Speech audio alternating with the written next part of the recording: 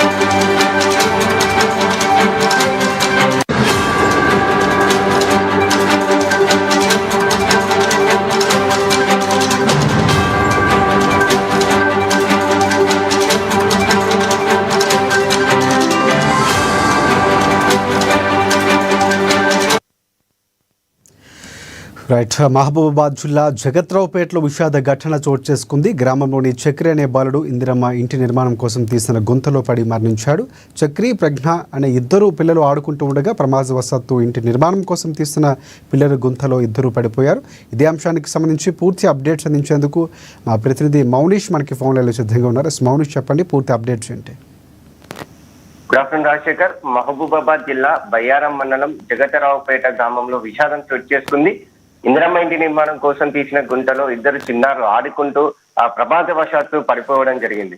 ఈ గుంటలో పడ్డ చిన్నారులు వివరాలు చూసుకుంటే వాంకుడోతు చక్రి 6 సంవత్సరాలు కాగా, ఇటు 3 సంవత్సరాల ప్రజ్ఞ అనే పాప, ఇద్దరు ఆరు బయట ఆడుకుంటూ అయితే ప్రమాదవశాత్తు నిర్మాణం కోసం తీసిన గుంటలో పడ్డారు. ఇటు వెంటనే వారి పిల్లలైతే అరుపులతోనైతే ఇటు కుటుంబ సభ్యులు గమనించి చిన్నారులను బయటికి తీసి మహబూబాబాద్ జిల్లా ఆసుపత్రికి తరలించారు. కాకపోతే ఇద్దరు చిన్నారుల్లో ఒక చిన్నారి చక్రి మృతి చెందాడు. ఇటు పాప ప్రజ్ఞ అనే పాప అయితే క్షేమంగా బయటపడిందని చెప్పవచ్చును. అయితే స్థానిక ఎస్ఐ చెప్పిన వివరాల ప్రకారంగా గత కొన్ని రోజులుగా కురుస్తున్న భారీ వర్షాలకు వరద నీరు అనేది ఇందిరమ్మ ఇళ్ల నిర్మాణం కోసం తీసిన గుంతలోకి చేరడంతో ఆ పిల్లల కోసం తీసిన గుంతలు కూడా 6 ఫీట్ల లోతు ఉండడంతో పిల్లలు ఆడుకుంటూ గమనించగా గుంతల్లో పడిపోయారు. అది వర్షం నీరు ఎక్కువగా ఉండడంతో పిల్లలు మునిగిపోయారని, ఆ పిల్లల అరుపులు విన్నటువంటి స్థానికులు పిల్లలను బయటికి తీసి మహబూబాబాద్ ఆసుపత్రికి తరలించారంటూ స్థానిక ఎస్ఐ తెలిపారు. అప్పటికే 6 సంవత్సరాల చక్రి అనే బాలుడైతే మృతి చెందాడు. ఆ పాప క్షేమంగా బయటపడింది.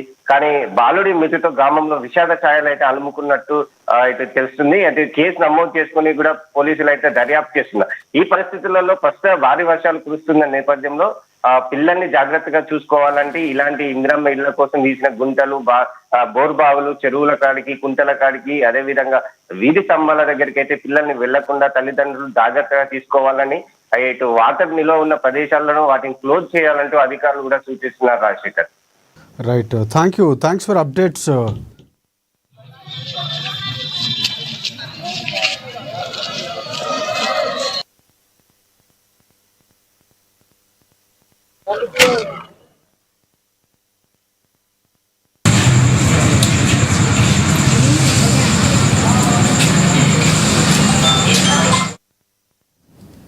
ఆపత్కాలంలో